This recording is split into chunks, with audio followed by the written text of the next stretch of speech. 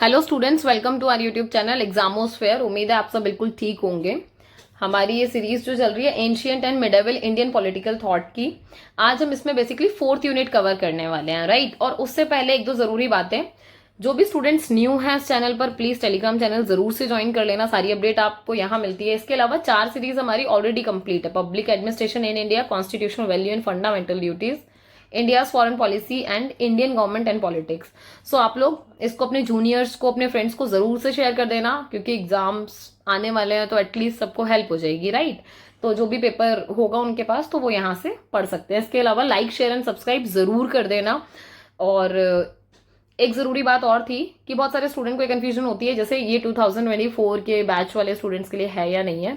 सो आपको बस एक चीज का ध्यान रखना है, बैच कोई भी होगा ये सभी के लिए कॉमन है। आप जस्ट अपना सिलेबस मैच करिए और फॉलो अप करो उसको, राइट। अच्छा, सो स्टार्ट करते हैं यूनिट 4 शुक्र। सो बेसिकली आज हम इसमें क्या पढ़ने वाले हैं, जो मेन चीज होगा ना, एक तो डिबेट कि इसकी ऑथेंटिसिटी क्या है, फेवर में क्या कहते हैं जो थिंकर्स हैं, या फिर अपोजिशन में क्या कहा जाता है, ठीक है। इसके अलावा जो कॉन्सेप्ट है किनशिप का वो क्या है, स्टेट क्राफ्ट के बारे में शुक्र नीति में क्या कहा गया है, ठीक है। तो उसको थोड़ा सा हम ब्रीफली डिस्कस करेंगे। अब देखो, इंट्रोडक्शन में अगर मेन चीज देखी जाए ना, तो जो मतलब आप ये देखोगे बहुत सारे जैसे मतलब राइटिंग्स लिखी गई हैं पहले भी, ठीक है। सो जो कोर प्रिंसिपल्स था ना राइटिंग को लिखने का, वो एथिक्स और बिलीफ के ऊपर था। मतलब मेजरली यही नोटिस किया जाता था कि राइटिंग में ना एथिक्स और बिलीफ आपको हमेशा दिखाई देगा। और ये different various point of time की बात हो रही है, मतलब ऐसा नहीं है कि एक पर्टिकुलर टाइम पीरियड की मैं बात कर रही हूँ। आप अलग अलग टाइम पीरियड में देखोगे तो अलग अलग टाइम पीरियड में भी जो कॉमन चीज दिखाई देगी ना, कोर प्रिंसिपल, वो एथिक्स और बिलीफ को हमें हमेशा दिखाई पड़ता है, ठीक है। और जिसको हम नीति भी कह देते हैं, राइट। सो इस चीज को ध्यान रखना। इसके अलावा देखो, नीति भी ना कई तरीके की होती है। सो देखा जाए तो जैसे विदुर नीति, चाणक्य नीति, शुक्र नीति, ये ऐसे मोस्ट वेल नोन है, जिसमें आप नोटिस करोगे कि ये नीति जो आपकी उस टाइम पर लिखी गई थी, जिस टाइम का, हालांकि इसके ऊपर भी डिबेट है, हम उसके बारे में पढ़ेंगे कि टाइम का भी थोड़ा सा क्राइसिस है इसमें, बट ये समझ लो कि उस टाइम पर भी हम एथिक्स और बिलीफ के प्रिंसिपल को यूज करते थे और आज के टाइम पर भी यूज करते हैं, क्योंकि ये कोर कॉन्सेप्ट्स होते हैं, राइट। अच्छा, इसके अलावा क्या है कि ये जो शुक्र नीति है या फिर शुक्र नीति सार जो है, ये हिंदू पॉलिटिकल थॉट का ना काफी असेंशियल वर्क माना जाता है, काफी इंपॉर्टेंट वर्क माना जाता है, जिसको हम इग्नोर नहीं कर सकते। अच्छा, शुक्र के अकॉर्डिंग जैसे उन्होंने किंग के ऊपर भी अपने थॉट्स दिए हैं, तो किंग के लिए उन्होंने क्या बोला कि किंग की जो प्राइम रिस्पॉन्सिबिलिटी होती है वो क्या होती है, अपने सब्जेक्ट को क्या करना, प्रोटेक्ट करना। सब्जेक्ट का मतलब यहाँ समझ रहे हैं ना हम, सब्जेक्ट का मतलब यहाँ जो हमारे ये जो हिंदी, इंग्लिश, मैथ, साइंस ये वाले सब्जेक्ट नहीं है, डेफिनेटली। सब्जेक्ट की क्या बात हो रही है कि एक ऐसा एरिया जहां पर राजा अपना शासन चला रहा है, तो जो लोग हैं वहां, जो लोग रह रहे हैं, उसको क्या बोला गया है, सब्जेक्ट बोला गया है।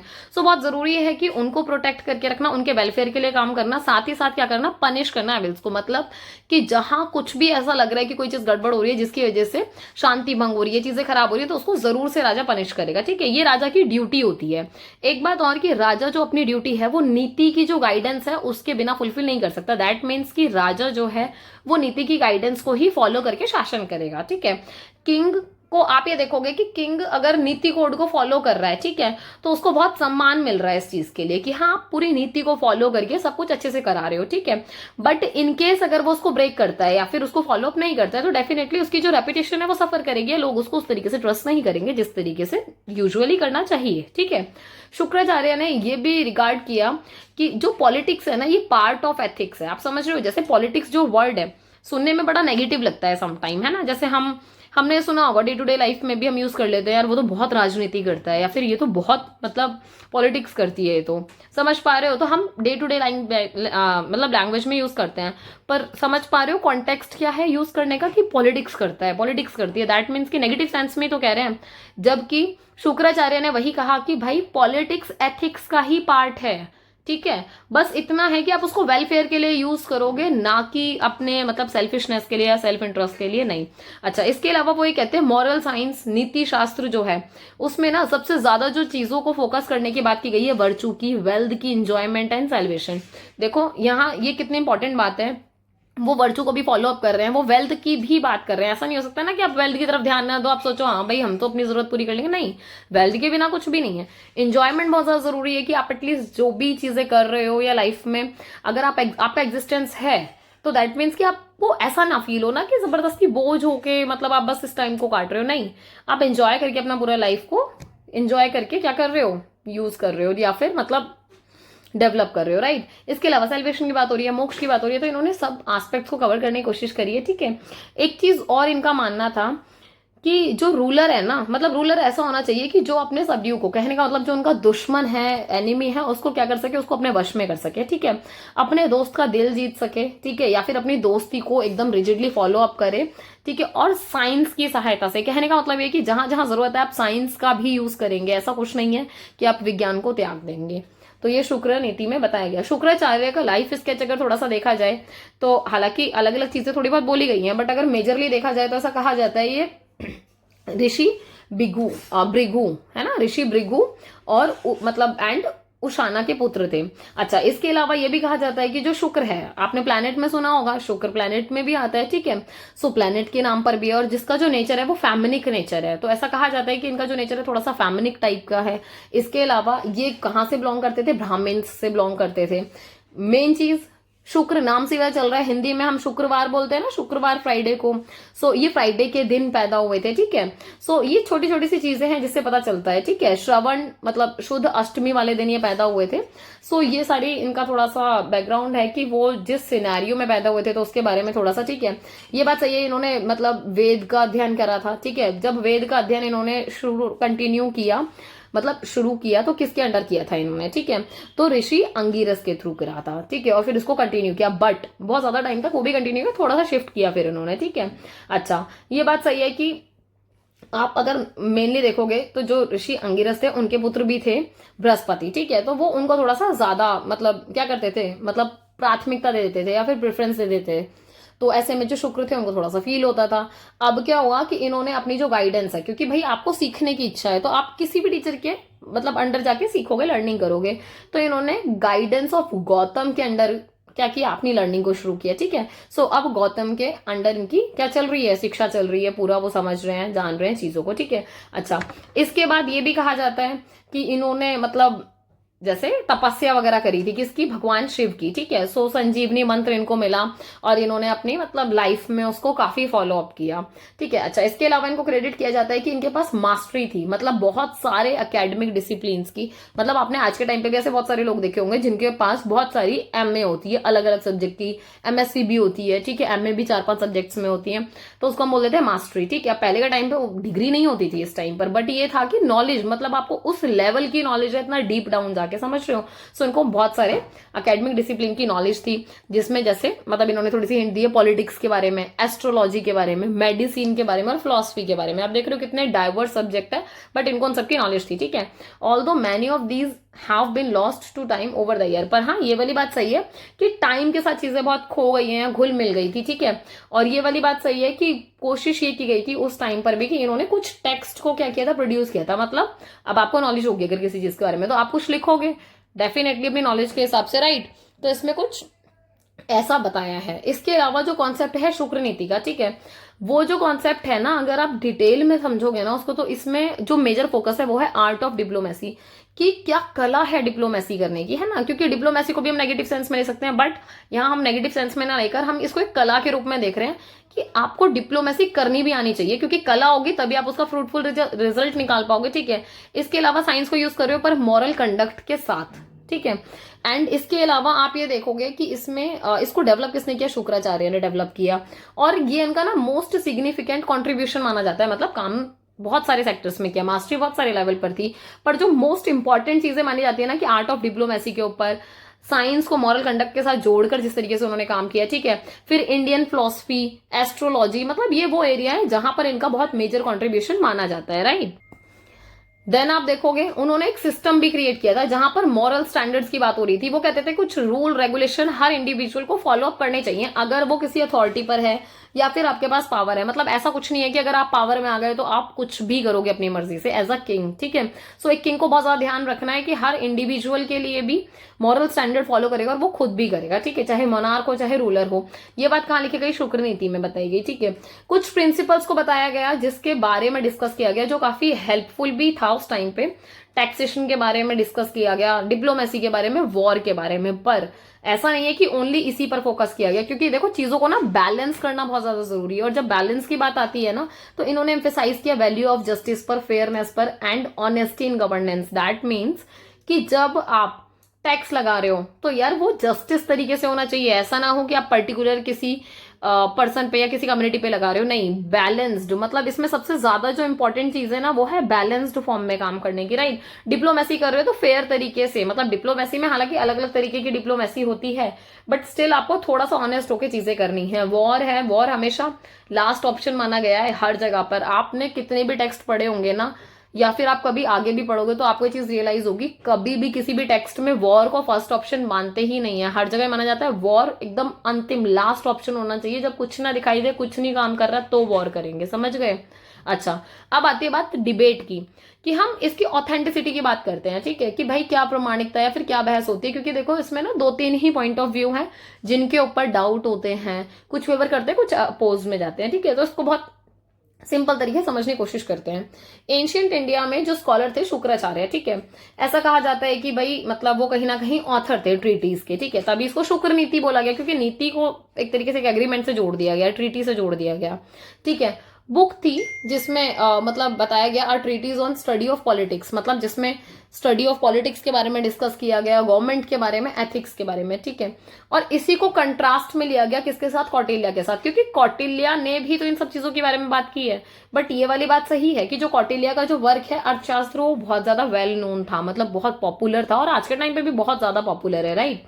तो ये वाली बात हुई। बाकी आप ये चीज देखोगे कि जो ऑथेंटिसिटी है शुक्र नीति की, उस पर भाई काफी जमकर बहस होती है और वो चल भी रही है कंटिन्यू, ठीक है। अच्छा, इसके कुछ कुछ पॉइंट्स देख लेते हैं। जैसे फर्स्ट पॉइंट में आप देखोगे मत्स्य पुराण को छोड़कर, है ना, एक्सेप्ट मत्स्य पुराण, क्योंकि मत्स्य पुराण आपका थोड़ा सा मॉडर्न सोर्स में आ जाता है, जबकि ये जो शुक्र नीति की बात हो रही है ये तो काफी और पुराने टाइम की बात हो रही है, ठीक है। तो कहा जाता है कि जो शुक्र नीति है ना वो कहीं अपीयर ही नहीं होती। एंशियंट इंडिया की जो राइटिंग थी जिस टाइम पर लिखा गया था, भाई ऐसे कोई भी किताब नहीं है, मतलब बहुत रेयर इसके बारे में हमें दिखाई पड़ता है। किसके बारे में, शुक्र नीति के बारे में। जबकि आप और टेक्स्ट देख लो, अर्थशास्त्र उठा लो, भाई एक तो खुद की बुक है उनकी, वो एक अलग बात है, बट ऐसी बहुत सारी राइटिंग्स भी तो मिलेंगी जहां पर अर्थशास्त्र का जिक्र किया हुआ है, तो हमें शुक्र नीति का कोई ऐसा जिक्र नहीं मिलता, ठीक है। कुछ प्रॉम्प्ट एकेडमिक, मतलब वो यही कहते हैं कि मतलब ऐसा कहा जाता है कि यार ये जो काम है ना बहुत ज्यादा अननोन सा रह गया है, ठीक है। सेकंड क्या थॉट आता है कि जो शुक्र नीति की लैंग्वेज और राइटिंग स्टाइल है ना वो बहुत ज्यादा डिफरेंट है। एक तरफ कहा जाता है कि भाई ये एंशियंट इंडिया की राइटिंग है, शुक्र नीति है जो, ठीक है। बट एक बात बताओ, जो एंशियंट इंडिया में जो मैन्यूस्क्रिप्ट लिखी जाती थी या जो किताबें या कुछ भी लिखा जाता था, उस टाइम का जो राइटिंग स्टाइल था, जो लैंग्वेज यूज होती थी, भाई वो तो नहीं है शुक्र नीति में। तो इसकी वजह से भी थोड़ा सा डाउट होता है और ऐसा लगता है कि शायद ना ये बाद में लिखी गई होगी। थर्ड पॉइंट में क्या कहा गया कि कुछ अकेडमिक्स ऐसे हैं, मतलब कुछ, मतलब ये कह लो कि कुछ लोग ऐसे हैं अकेडमिक लाइन के ही, जो ऐसा कहते हैं कि जो शुक्र नीति है वो रेप्लिका है किसकी, अर्थशास्त्र की। वो इसलिए कहा गया क्योंकि इसमें कुछ कुछ ना सिमिलैरिटीज दिखती हैं दोनों टेक्स्ट में। हालांकि दैट इज ट्रू कि कुछ कुछ सिमिलैरिटीज हैं, बहुत माइनर सी, मतलब ऐसा नहीं है कि बहुत मेजर सिमिलैरिटीज हैं इसमें, ठीक है, बट इसको कंसीडर किया गया। अब आर्ग्यूमेंट सुनो फेवर वाले, ठीक है, क्योंकि वो तो अपोज वाले थे समवेयर। तो शुक्र नीति प्रोवाइड करती है इन डेप्थ एक्सप्लेनेशन, किस चीज के बारे में वो डिटेल में बता रही है, पॉलिटिकल, गवर्नमेंटल, सोशल इंस्टीट्यूशन के बारे में, प्रैक्टिसेस के बारे में, ठीक है, जो कॉमनली एंशियंट इंडिया में फॉलो अप होती थी। तो फेवर वाले बंदे ये कह रहे हैं कि भाई आप इसका पढ़ के देखो, कॉन्टेक्स्ट आपको समझ में आएगा, जैसा एंशियंट इंडिया में यूज होती थी सारी चीजें, गवर्नमेंट किस तरीके से वर्क कर रही है, सोशल इंस्टीट्यूशन, सब कुछ आपको इसमें दिखाई पड़ेगा, ठीक है। इसके अलावा ये वाली बात सही है कि ऐसा कहा गया कि बहुत सारे ऐसे डिस्क्रिप्शंस हैं जो एक्सक्लूसिव हैं, ठीक है, शुक्र नीति के हिसाब से। और ये वाली बात भी सही है कि कुछ कुछ जगहों पर आप देखोगे, कुछ कुछ क्या मोस्ट ऑफ जगहों पर इसकी राइटिंग जो है वो एब्सेंस है। पर ऐसा कहा जाता है ना कि अभी भी तो खोज जारी है ना, क्या पता कभी आगे मिल जाए, ठीक है। या फिर ऐसा कहा जाता है बहुत सारे हमारे टेक्स्ट को नष्ट भी कर दिया गया था, तो क्या पता उसमें वो चला गया हो। तो मतलब इस तरीके की डिबेट्स मिलती हैं आपको, ठीक है। उपनिषद की बात कर लो, वेदास की बात कर लो, ठीक है, या फिर अदर इंडियन जो एंशियंट राइटर थे, ठीक है, सब ने इस टेक्स्ट के बारे में मतलब मेंशन किया अपने तरीके से, along with other literally and philosophical work. मतलब ऐसा कहा जाता है कि कहीं ना कहीं आप उठा के देखोगे तो आपको थोड़ा बहुत कॉन्टेक्स्ट मिलेगा, ऐसा नहीं है कि बिल्कुल नहीं मिलेगा। ये फेवर वाले लोग कह रहे हैं, ठीक है। शुक्र नीति में एलैबोरेट किया गया है टैक्सेशन के बारे में, डिप्लोमेसी, वॉर के बारे में, पर साथ साथ बैलेंस करने के लिए एथिक्स को भी मतलब फॉलो अप किया गया है। साथ में ये भी कहा गया कि ये ऑफर करते हैं जो सोफेस्टिकेटेड है या फिर मल्टीफेसेटेड पिक्चर पॉलिटिकल और सोशल इश्यूज की। दैट मीन्स कि वो कह रहे हैं बैलेंस करना बहुत जरूरी है, तो आप पॉलिटिकल एंड सोशल इश्यूज को भी बहुत ज्यादा ध्यान में रखेंगे, ठीक है।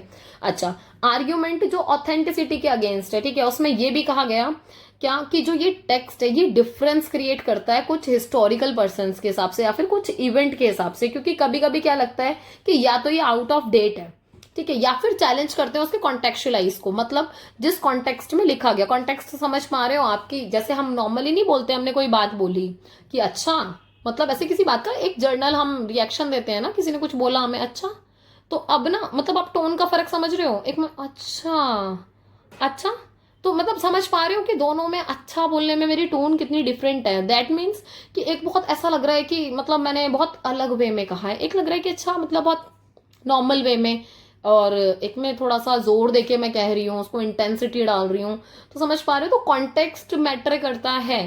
तो बहुत जरूरी है कि भाई कॉन्टेक्स्ट क्या था जब लिखा गया।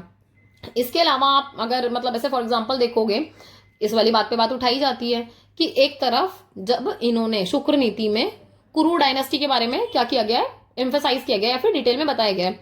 अब यार वो किताब पढ़ते हैं तो ऐसा लगता है कुरु डायनेस्टी के बारे में जैसे ये उस टाइम पर लिखी गई है जिस टाइम पर कुरु डायनेस्टी एग्जिस्ट ही कर रही है प्रेजेंटली। मान लो कि मैं कोई ऐसा टेक्स्ट लिखूं जो मतलब इस टाइप की सिचुएशन या इस टाइप की चीजें आपको रियलाइज कराए कि अच्छा मैम ने ये लिखा है, इसका मतलब कि वो ना उनके टाइम पे हुआ ही होगा, तभी उन्होंने ऐसा लिखा है। समझ पा रहे हो? तो ऐसा महसूस हुआ इसको पढ़कर। जबकि देखा जाए तो कुरु डायनेस्टी तो बहुत बाद की बात है, जबकि ऑथर ये कहते हैं कि ये तो एंशियंट टाइम का टेक्स्ट है, ठीक है, तो ये तो इम्पॉसिबल सी बात हो गई ना कहीं तो क्लैशेस समझ पा रहे हो आपकी, ऐसे क्लैशेस दिखाई पड़ते हैं। नेक्स्ट है जो शुक्र नीति की लैंग्वेज और राइटिंग स्टाइल, जो हमने अभी थोड़ी देर पहले भी देखा कि काफी डिफरेंट है वो क्लासिकल इंडियन वर्क से, क्योंकि आप देखोगे तो बहुत पैटर्न में डिफरेंट है, जैसे अर्थशास्त्र से मिला के देख लो काफी अंतर दिखाई देगा आपको, ठीक है। तो पॉसिबिलिटीज यही होती है कि भाई ये बाद में ही लिखी गई होगी। ये बात सही है कि इसकी वैलिडिटी की बात हो रही है शुक्र नीति की कि भाई ये बहुत ज्यादा कॉम्प्लेक्स टेक्स्ट है, ठीक है, कंटेंटियस इश्यूज इसमें दिखाई देंगे आपको, ठीक है, क्योंकि आप ये देखोगे कि ये ऐसी चीजें हैं जो बहुत डिबेटेबल है, ठीक है, डिलेमा क्रिएट होता है इसको देखकर। पर ये वाली बात सही है कि बोथ साइड को देखते हुए भी हमें समझ में आता है कि दोनों की बातें ना अपनी अपनी वैलिड आर्ग्यूमेंट्स हैं। अच्छा, नेक्स्ट है कि किनशिप के बारे में क्या कॉन्सेप्ट देते हैं शुक्र नीति में, या फिर स्टेट क्राफ्ट के बारे में क्या बोला। तो नीति शास्त्र ने सबसे पहले जो मेन चीज जो सबसे इंपॉर्टेंट होती है वो एक्सप्लेन की कि कैसे आप अचीव करते हो अल्टीमेट गोल ऑफ हैप्पीनेस को। कहने का मतलब ये कि हर लिविंग बीइंग की, हर ह्यूमन की एक ही तो गोल है ना कहीं कि अंत में जाके हमें खुश रहना। हम कोई भी काम कर रहे हैं क्यों? क्योंकि हमें खुशी मिलती है, सिंपल, राइट। सो सिंपल सी बात है कि जब आप हैप्पीनेस की बात कर रहे हो, आप इस चीज को सच में सोच के देखो एक सेकेंड के लिए पॉज लेकर, कि आप अपनी लाइफ में कोई भी काम कर रहे हो तो इवन, हालांकि ये भी आर्ग्यूमेंट्स आ सकते हैं कि बहुत सारे काम हमें मजबूरी में करने पड़ते हैं, पर उस मजबूरी के पीछे भी तो कोई रीजन होता है ना। तो अल्टीमेट क्या है? हैप्पीनेस है। समझ पा रहे हो आप बाद में?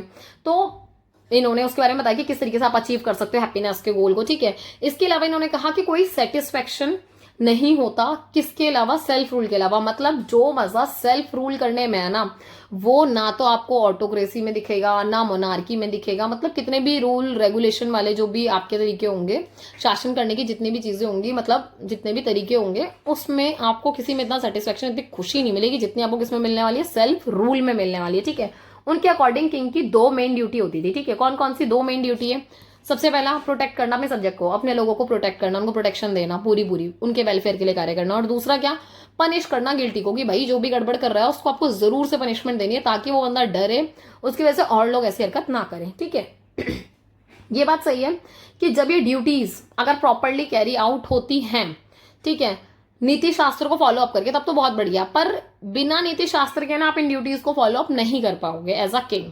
तो इस चीज का ध्यान दिया गया। शुक्राचार्य ने इस चीज को एम्ब्रेस किया, आइडिया ऑफ किंगडम को। मतलब उन्होंने कहा कि जो ट्रेडिशनल बॉडी में, मतलब एक ह्यूमन बॉडी को इमेजिन करके सोचा जाए तो शुक्र नीति में बोला गया शुक्राचार्य ने कि भाई 7 लिम्स होते हैं। मतलब 7 इन्होंने क्या बताया? 7 ऑर्गन, 7 ऑर्गन्स बताए बेसिकली, जिनके नाम लिए sovereign, the minister, the friend, the treasury, the state, the fort, the army. मतलब एक राज्य में ये सारी चीजें बहुत ज्यादा जरूरी हैं, ये 7 अंग, ठीक है। अब इसको एक बॉडी के हिसाब से उन्होंने थोड़ा सा क्या किया? बाइफरकेट किया। वो देखो, जो ट्रेजरी है मतलब खजाना है, उसको वो माउथ, मुंह से थोड़ा सा सर्व कर रहे हैं, मतलब डिनोट कर रहे हैं, ठीक है।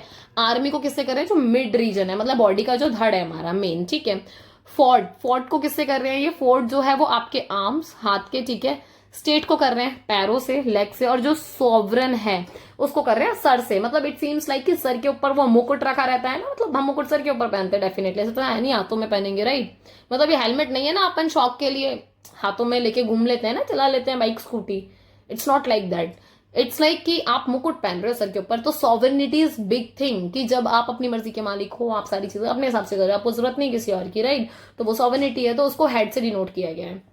ये बात सही है, उन्होंने कहा कि जब तक आप इसमें राइट बैलेंस बना के नहीं चलोगे, मतलब किसमें, जितने भी आपके ऑल स्टेट के ऑर्गन्स है, मतलब 7 ऑर्गन्स है, तो 7 ऑर्गन्स के बीच में क्या होना चाहिए, बैलेंस होना बहुत जरूरी है, तभी एक स्टेट को आप इफेक्टिवली ऑपरेट कर सकते हो। अदरवाइज बैलेंस बिगड़ा, आपका पूरा का पूरा कॉपरेशन गड़बड़ हो जाएगा, आप अपने स्टेट को कॉपरेट नहीं कर पाओगे इफेक्टिवली, ठीक है। उन्होंने ये भी कहा कि जो किंग है ना वो वर्चुअस होता है, मतलब ऐसा कहा गया है कि भगवान का ही अंग है किंग।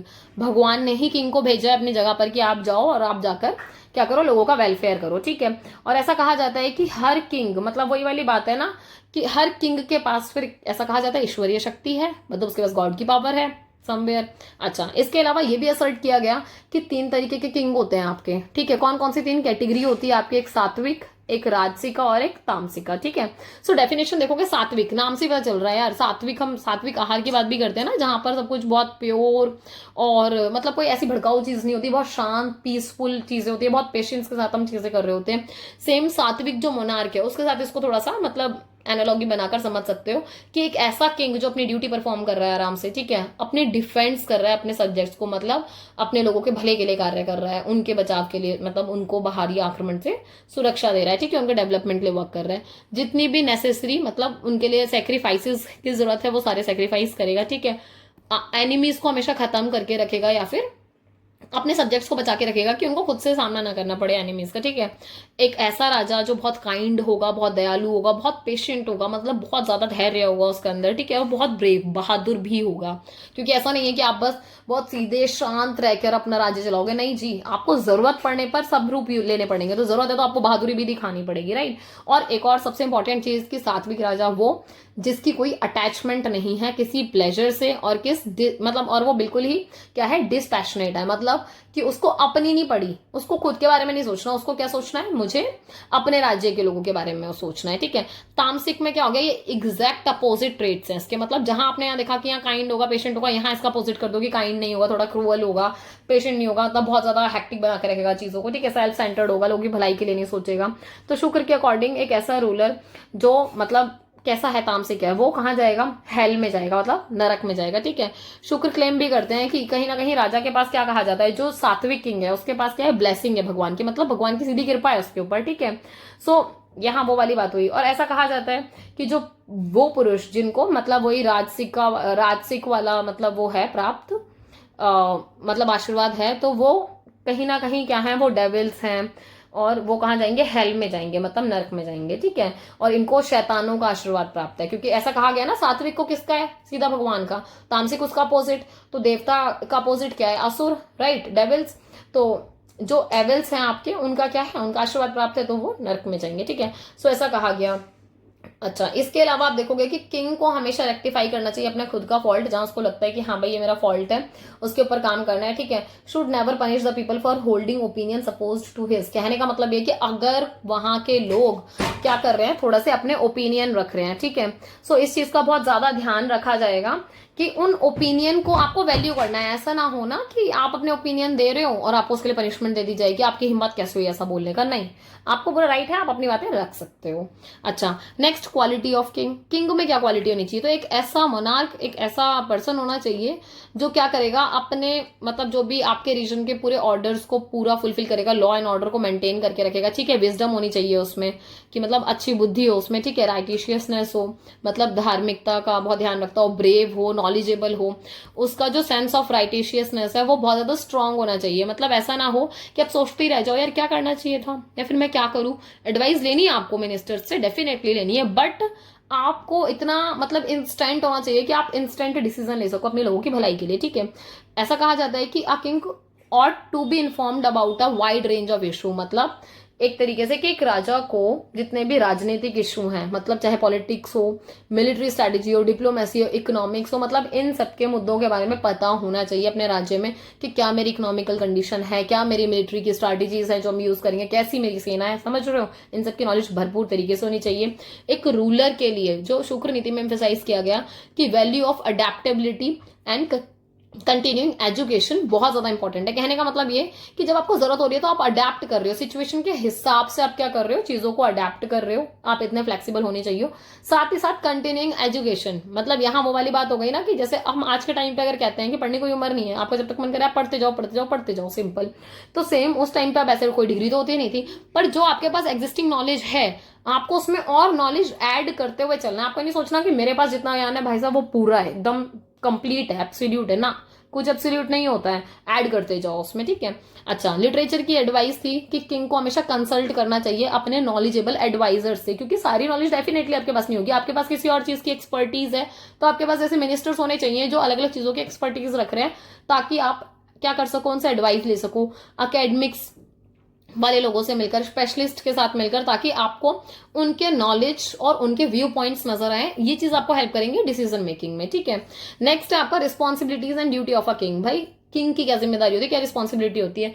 सबसे इंपॉर्टेंट बात कि आपको वेलबींग करना है अपने लोगों का, सबसे टॉप प्रायोरिटी होनी चाहिए कि सब कुछ बाद में, सबसे पहले मुझे अपने लोगों का भला करना है, उनकी सिक्योरिटी का ध्यान रखना है, उनकी खुशी का ध्यान रखना है, उनकी सेफ्टी का ध्यान रखना है, और इसकी गारंटी कौन लेता है? एक राजा लेता है। नेक्स्ट है आपका कि किंग को हमेशा, मतलब किंग इतना अप्रोचेबल होना चाहिए कि लोगों को अगर लग रहा है कि हमें अपने किंग से बात करनी है तो वो जाके बात कर पाए। ऐसा ना हो कि 3-3 4-4 महीने वेट कर रहे हैं, मतलब सालों निकल जा रहे हैं, अपने किंग से मिल तक नहीं पा रहे, उनसे अपनी बात नहीं कह पा रहे। नहीं, आप इतने अप्रोचेबल होने चाहिए कि लोग आके आपसे मिल सके एज अ किंग, राइट। इसके अलावा अटेंटिव टू देयर कंप्लेंट्स, कहने का मतलब ये कि अगर किसी को कोई कंप्लेन करनी है तो आपको उनको अटेंड करना पड़ेगा, उनकी कंप्लेंट्स को सुनना पड़ेगा, और साथ ही साथ फिर फेयर इन, मतलब आपको फेयर रहना पड़ेगा, मतलब जो भी कॉन्फ्लिक्ट है उसको सेटल डाउन कराने के लिए आपको फेयर तरीके से उस पर वर्क करना है। डिप्लोमेसी की बात हुई तो ऐसा इंडिकेट किया गया क्या कि डिप्लोमेसी ऐसी हो जो पीस को फॉलो अप करे, ठीक है। इसके अलावा जो कॉन्फ्लिक्ट्स हैं उनको हटाएं और पीस को क्या करें, बिल्ड करने में हेल्प करें। किंग को हमेशा जो भी स्ट्रेटेजिक अलायंस होते हैं, अकॉर्ड्स होते हैं, टॉक्स होते हैं, उनमें पार्टिसिपेट करते रहना चाहिए, ताकि वो अपनी वैल्यू को हमेशा मेंटेन करे, अपने वर्थ को क्रिएट करता रहे।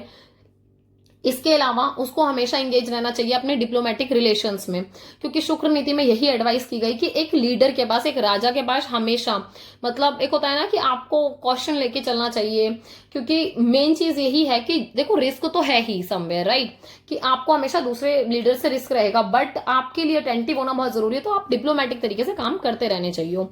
अब इसमें भेद नीति के बारे में भी डिस्कस किया गया कि यूजुअली ये जो भेद नीति है इसको प्रैक्टिस किया जाता था, जैसे घूस वगैरह देकर या फिर अनएथिकल वर्क्स करके लोगों के बीच में, मतलब राइवलरीज बढ़ाकर, कि जो भी आपके दुश्मन है आप उनके साथ राइवलरीज बढ़ा रहे हो, अनएथिकल वर्क्स कर रहे हो, council member, allies troops, civilian population, मतलब सबको यूज करने की कोशिश की जा रही है, सबके बीच में राइवलरीज क्रिएट की जा रही है, कॉन्फ्लिक्ट क्रिएट किए जा रहे हैं, तो ये भेद नीति का पार्ट हो गया। ऐसे आप गुरिल्ला स्ट्रैटेजी के बारे में जानोगे तो गुरिल्ला स्ट्रैटेजी में क्या है, ये मिलिट्री ऑपरेशन में बहुत ज्यादा यूज होता था और आज के टाइम पर भी होता है। इसको ना हम हिंदी में बोलते हैं छापे मार का युद्ध। जो आर्ट्स वाले स्टूडेंट है उन्होंने 12th में पढ़ा भी होगा पॉलिटिकल साइंस में, राइट। तो इसमें क्या है बेसिकली कि छुपकर युद्ध करना है ना, मतलब छुपकर एकदम से क्या बोलेंगे, अटैक करेंगे, ठीक है, और इमीडिएटली फिर शिफ्ट हो जाएंगे, फिर से छुप जाएंगे जितना पॉसिबल होगा। तो यहाँ पर यही होता है कि जो भी आपका एडवर्सरी है आप उसको तुरंत अप्रोच करोगे ऑल ऑफ सडन, ठीक है, एंड क्विकली वापस रिट्रीट कर लोगे, उस चीज को पीछे हट जाओगे अपने आप को सेव करने के लिए। नेक्स्ट है आपका कूट युद्ध।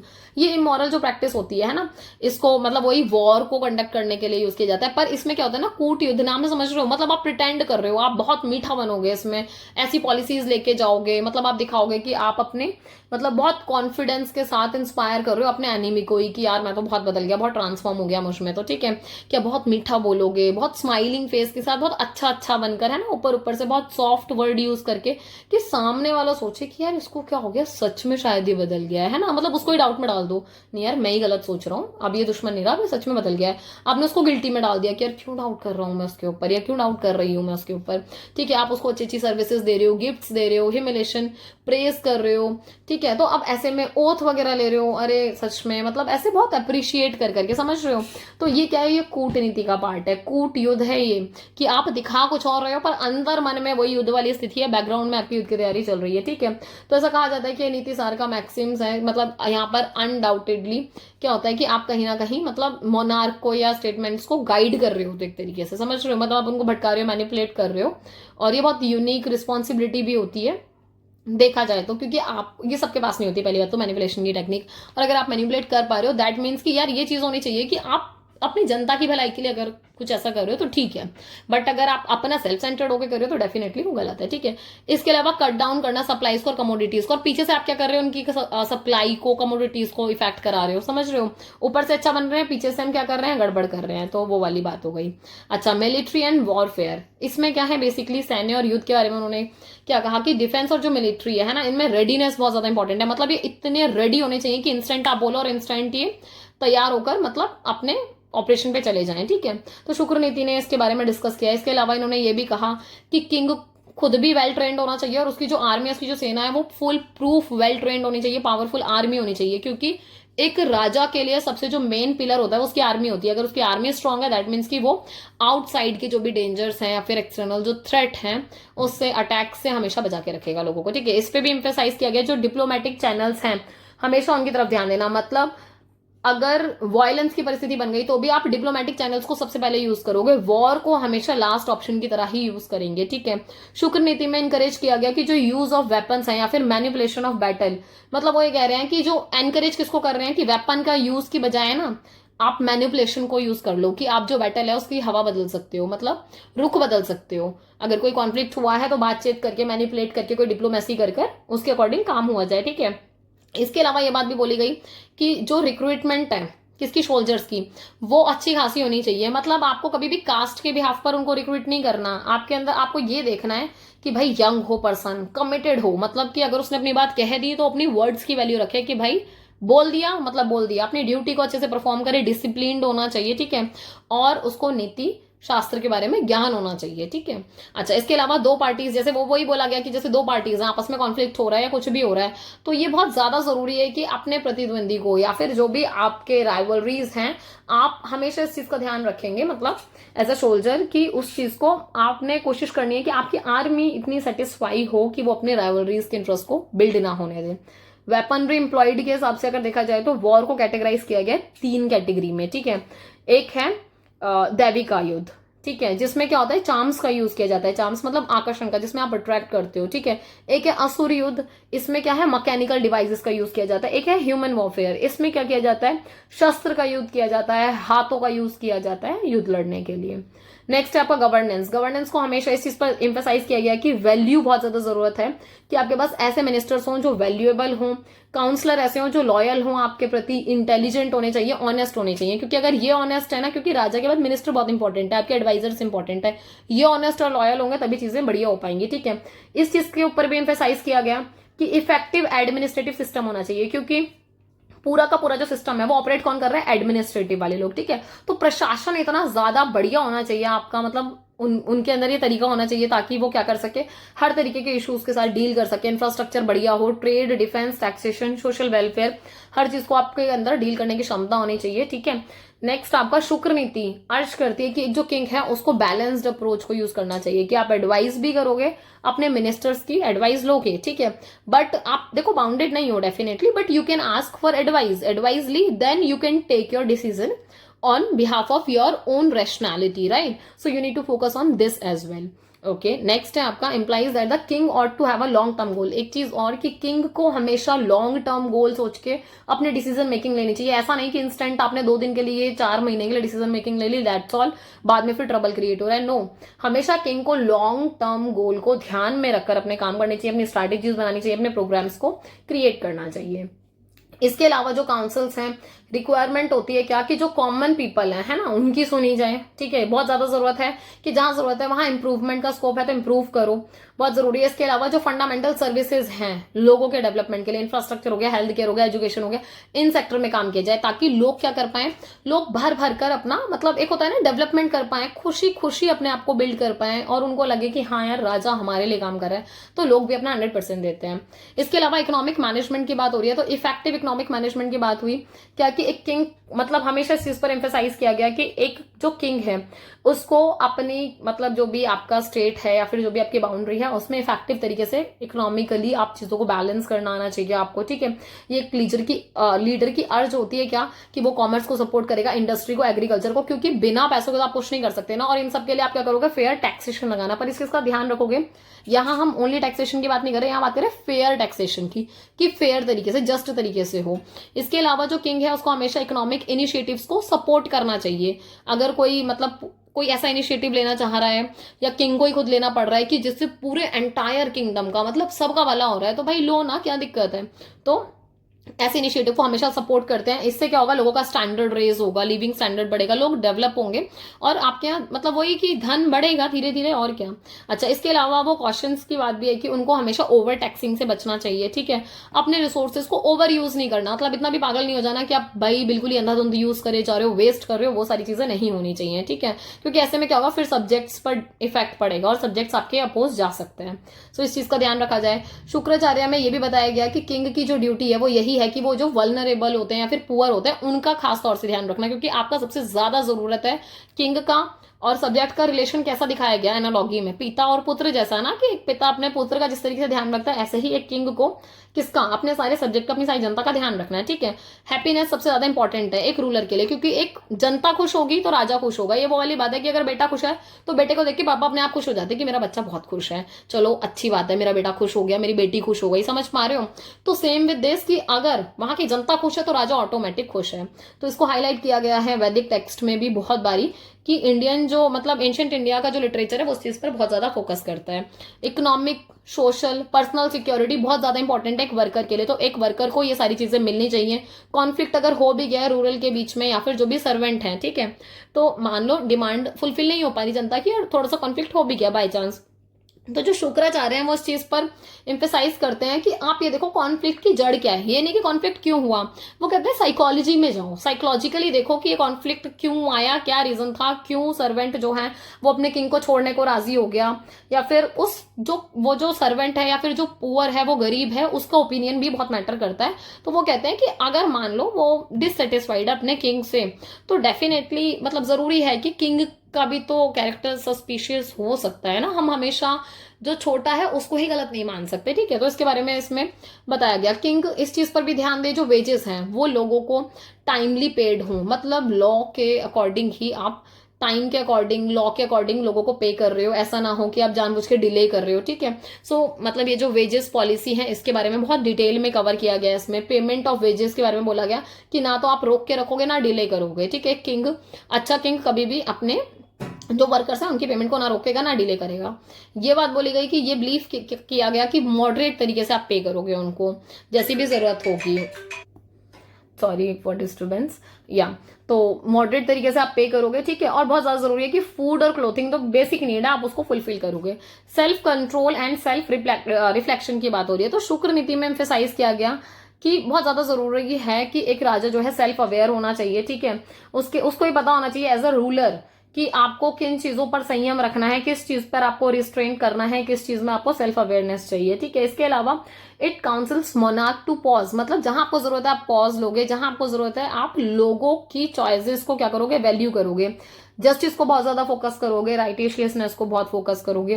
टेक्स्ट में ये भी बताया गया कि जब डिसीजन मेकिंग हो रही है तो हमेशा इस चीज का ध्यान रखना है कि सेल्फिश नहीं होना, सेल्फ सेंटर्ड नहीं होना, ठीक है, ईगो में नहीं आना, ठीक है। और ये ऐसी चीजें हैं कि जब आप ईगो में आते हो, मतलब सेल्फिश होते हो, सेल्फ सेंटर्ड होते हो, तो ऐसे में क्या होगा कि आपकी जो रेपुटेशन है, आपकी जो अथॉरिटी बहुत ज्यादा हार्म हो सकती है। अच्छा, नेक्स्ट है आपका कल्चर एंड एजुकेशन। जो इंपॉर्टेंस है एजुकेशन की और जो कल्चर की बहुत ज्यादा जरूरी है किंगडम में, क्योंकि शुक्र नीति में ना एजुकेशन और कल्चर, एजुकेशन मैंने आपको बताया था, वो कहते हैं कि एजुकेशन में एड ऑन करते रहो, कल्चर को बहुत ज्यादा इंपॉर्टेंट मतलब उन्होंने माना है। किंग कहते हैं कि हमेशा उनको अकेडमिक्स, शुक्र नीति में बताया गया कि एक किंग को अकेडमिक्स में, थिंकर्स में, क्रिएटिविटी को बहुत ज्यादा सपोर्ट करना चाहिए। क्योंकि देखो ये वो वाली बात है कि जिस टाइम पर अगर कोई राइटर लिख रहा है, क्योंकि लिखने की भी तो कला होती है ना, तो आप उसके थ्रू भी तो ग्रो कर रहे हो ना, तो बहुत ज्यादा जरूरी है कि आप इन सबको ग्रो करोगे, हेल्प करोगे। इसके अलावा आप अपहोल्ड करके रखोगे अपने कल्चरल लीगेसी को, दैट मीन्स कि जो भी आपका कल्चर है आप उसको मेंटेन करके रख रहे हो ताकि आपका कल्चर बचा रहे और आने वाली जो जनरेशन है वो भी वेल अवेयर हो पाए, राइट। सो इस चीज को ध्यान रखा जाएगा। नेक्स्ट आपका कि जो किंगडम है वो ओवर, मतलब आपको अपने किंगडम का ओवरऑल डेवलपमेंट का ध्यान रखना है। ऐसा नहीं है कि आप पर्टिकुलर एरिया पर ध्यान रख रहे हो, नो, आपको पूरा 360 डिग्री ध्यान रखना पड़ेगा, ठीक है। आपको पूरा एनलाइटनमेंट का ध्यान रखना है। ये भी बात सही है कि मोटिवेट किया जाता है अपने लीडर्स को, क्या कि वो मतलब रिलीजियस भी रहें, ठीक है, लिटरेरी आर्टिस्टिक जो इंस्टीट्यूशन है, मतलब इन सबको फॉलो अप करने की बात हो रही है। जहां आर्ट है भाई आर्ट को फॉलो करो, रिलीजियस को फॉलो करो, कोई दिक्कत नहीं है, ठीक है। इसके अलावा आप लिटरेचर पर वर्क करो, अकेडमी पर वर्क करो, मतलब कोई दिक्कत नहीं है। बस मेन चीज क्या है कि आपको पीस को प्रमोट करना है और पीसफुल तरीके से वर्क करना है। ऐसा नहीं कि वायलेंस क्रिएट कर रहे हो, लोगों के अंदर कॉन्फ्लिक्ट क्रिएट कर रहे हो। No, you don't need to do this, you only need to do this कि आपको क्या करना है, प्रमोट करना है पीस को, राइट। इसके अलावा जो आपके यहाँ, क्योंकि डाइवर्स सोसाइटी है डेफिनेटली, सो आप क्या करेंगे, अपनी डाइवर्स सोसाइटी के कल्चर को मेंटेन करके रखेंगे, ठीक है। ऐसा ना हो कि ऐसा लग रहा है कि जो मेजोरिटी है वो माइनॉरिटी के ऊपर थोप रही है अपना culture. No, we don't need to do this. हमें यहाँ पर वो सैलेड बाउल वाला मॉडल समझ में आता है। हालांकि आपने कभी सुना हो तो वो सैलेड बाउल वाला मॉडल, मतलब एक छोटा सा एग्जांपल देती हूँ। एक आप कटोरी में सोचोगे बहुत सारी सलाद रखी अलग अलग, खीरा टमाटर प्याज, समझ रहे हो, तो आप गाजर है, मूली है, तो आप ये देखोगे ना, ये अलग अलग जो चीजें हैं आप इनको बाइफरकेट कर सकते हो, मिक्स तो नहीं हो रही ना आपस में, तो रह रही हैं एक ही जगह पर, मतलब एक ही कटोरी में रखी है, पर आप इनको स्टिल बाइफरकेट कर सकते हो। तो सेम वही बात है कि जब आप एक कंट्री में रह रहे होते हो, भले ही अलग अलग धर्म के हो, पर आप अपने कल्चर को फॉलो अप कर रहे हो बिना किसी प्रॉब्लम के। अच्छा, वर्चुअस रोल की बात हो रही है, जो शुक्र नीति में बताया गया, स्ट्रांगली इंफेसाइज किया गया नोशन ऑफ धर्मा के ऊपर, कि धर्म को बहुत ज्यादा फोकस करना है, राइटेशियसनेस को, मॉरल ऑब्लिगेशन को, मतलब ये मॉरलिटी पर, एथिक्स पर बहुत ज्यादा ध्यान देते हैं, ठीक है। किंग को धर्म के अनुसार ही काम करना चाहिए। धर्म का मतलब यहाँ पर ना हिंदू मुस्लिम वाला धर्म नहीं है, धर्म का मतलब है ड्यूटी, कि किंग की जो ड्यूटी है वो उसको परफॉर्म करनी है हर हाल में, ठीक है। उसको मॉरल प्रिंसिपल्स को हमेशा फॉलो अप करना है, चाहे जो हो जाए। जस्टिस हमेशा मिलना चाहिए, कोई ऐसा काम ना हो जाए किसी के साथ कि भाई ऐसा लगे अन्याय हो गया, या फिर फेयर तरीके से काम हो, मतलब एकदम बायसनेस नहीं आनी चाहिए, ठीक है। तो इसके बारे में बात की गई। जो किंग है वो हमेशा अपहोल्ड करेगा मॉरल लॉज को, ठीक है, और वो कोशिश करेगा सर्व करे अपने जितने भी लोग हैं उनको, ताकि मतलब वो अपना लिविंग स्टैंडर्ड को हाई कर सके, मॉरली हाई कर सके। क्रिटिकली अगर इवेल्युएट की बात की जाए तो ये बात सही है कि देखो बहुत सारा हमने लिटरेचर पढ़ा, जाना, हमें पता चला कि हाँ इसके फेवर में भी है, कुछ अगेंस्ट में भी है। ये वाली बात भी तो सही है कि अगर देखा जाए तो इन्होंने इंसाइटफुल तरीके से जो एनालाइज किया है वो मोनार्क के ऊपर करा है, स्टेट क्राफ्ट के ऊपर करा है, ठीक है। जबकि देखा जाए तो ये भी तो इंपॉर्टेंट हो जाता है ना कि आप लेसन्स को मॉडिफाई कर सकते हो, जो भी कॉम्प्लेक्सिटीज आ रही है या डिफिकल्टीज आती है मॉडर्न, मतलब मॉडर्न टाइम में, फिर कंटेम्पररी वर्ल्ड में, मतलब आज के टाइम पर जो भी चीजें हैं उसके हिसाब से बहुत ज्यादा जरूरी है कि आप चीजों को क्या करो, थोड़ा सा बैलेंस बना के चलो। ये जो कॉन्सेप्ट है जिसमें उन्होंने बताया, डिटेक्ट किया, क्योंकि आप इन कॉन्सेप्ट को यूनिवर्सली फॉलो अप नहीं कर सकते हो, समझ रहे हो, क्योंकि चीजें बहुत कॉम्प्लेक्स हैं, वर्ल्ड ट्रांसफॉर्म हो रहा है आज का, तो आज के टाइम पे आप इनको फॉलो अप कर पाओगे, नहीं कर पाओगे एग्जैक्टली। तो शुक्र नीति ने बहुत सारी इंपॉर्टेंस किसको दी, कस्टम्स को, ट्रेडिशंस को, ठीक है। पर ये वाली बात सही है कि कहीं ना कहीं बहुत ज्यादा जरूरी है कि आप अडेप्टेबिलिटी, फ्लेक्सिबिलिटी जो है गवर्नेंस की, है ना, उसको बहुत ज्यादा फुलफिल नहीं कर पाओगे अगर आज के टाइम पर देखा जाए तो। इसके अलावा जो रूलर की कैपेसिटी है, प्रॉपरली हैंडल किया गया किसको, कंटेम्प्रेरी चैलेंजेस को, बिकॉज ये बहुत ज्यादा जरूरी है कि सबसे ज्यादा चुनौती किस चीज की आती है, जो प्रेजेंट टाइम की सिचुएशन है उसको संभालने के लिए, ठीक है। तो ऐसे में शुक्र नीति में जिस चीज पर ध्यान दिया गया, ट्रेडिशन पर, स्टेबिलिटी पर, वो में भी प्रॉपर तरीके से मतलब चैलेंजेस क्रिएट करती है कि प्रॉपर तरीके से उस चीज को शायद स्टेबिलिटी ना मिल पाए।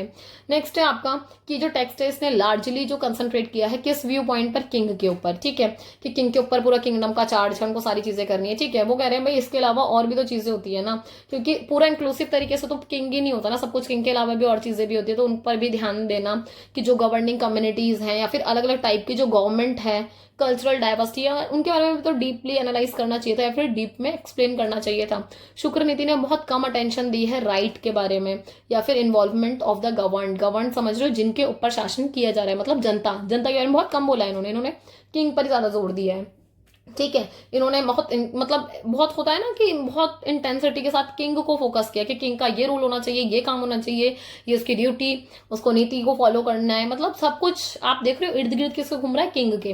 किसकी बात नहीं की, गवर्न की बात नहीं की, ठीक है। तो इन्होंने concept of inclusion, participation, citizen की जो इन्वॉल्वमेंट है, ठीक है, क्योंकि ये बहुत ज्यादा जरूरी होती है मॉडर्न गवर्नेंस के हिसाब से, बहुत ज्यादा जरूरी होता है कि जनता भी इन्वॉल्व हो, जैसे आज के टाइम पे हम लोग इन्वॉल्व होते हैं, ठीक है, एज अ गवर्नमेंट हम इन्वॉल्व हो रहे हैं ना, तो वो उस टाइम पे नहीं दिखाया गया, तो इस चीज के बारे में थोड़ा सा क्रिटिकली इवैल्यूएट किया जाता है। बाकी इस टेक्स्ट में डिस्कस नहीं किया गया अबाउट वुमेन की वो किस तरीके से लीडरशिप का रोल प्ले करती है, जेंडर इक्वालिटी की बात नहीं की गई है, ठीक है। फॉस्टर किया है जेंडर इक्वालिटी को, पर उस तरीके से नहीं जो लीडरशिप के कॉन्टेक्स्ट में करना चाहिए था, क्योंकि यूनिवर्सली आज के टाइम पे अगर आप इसको लगाओगे तो गुड गवर्नेंस का पार्ट है कि हाँ भाई वुमेन्स इक्वली लीडरशिप कर सकती हैं या फिर इक्वालिटी की बात हो रही है, जेंडर इक्वालिटी की, पर यहाँ उस टाइप की बात नहीं की गई है, तो इसलिए इसको क्रिटिकली इवैल्यूएट किया है। कंक्लूजन पे आ जाओ तो बहुत सारे हमने फैक्ट्स देखे गवर्नेंस को लेकर, एथिक्स को लेकर, लीडरशिप को लेकर। शुक्र नीति में पूरा ऑफर किया गया कि किस तरीके से किनशिप और स्टेट क्राफ्ट को वर्क करना चाहिए, जनता के वेलफेयर के लिए काम करना चाहिए, किंगडम की प्रोस्पेरिटी बहुत ज्यादा मैटर करती है। इसके अलावा ये वाली बात सही है कि जस्टिस पर ध्यान देना, प्रॉस्पीरियस पर, कि ज्यादा से ज्यादा समाज का भला हो, आपकी सोसाइटी हार्मोनियस होनी चाहिए, वैल्यूज को मेंटेन करके रखना। ये सारा टेक्स्ट पर फोकस किया गया। इस टेक्स्ट की जो रूट है पर्टिकुलरली कल्चरल और हिस्टोरिकल सेटिंग में आपको दिखाई देती है, राइट। ये वाली बात सही है कि यहाँ पर थोड़ी सी लिमिट्स हैं इसको मतलब इम्प्लाइज करने के लिए, बट ठीक है। जो रिक्वायरमेंट बता रहे हैं ये तो अडेप्टेशन, डाइवर्सिटी, जेंडर इक्वालिटी, ये मॉडर्न गवर्नेंस की है, ठीक है।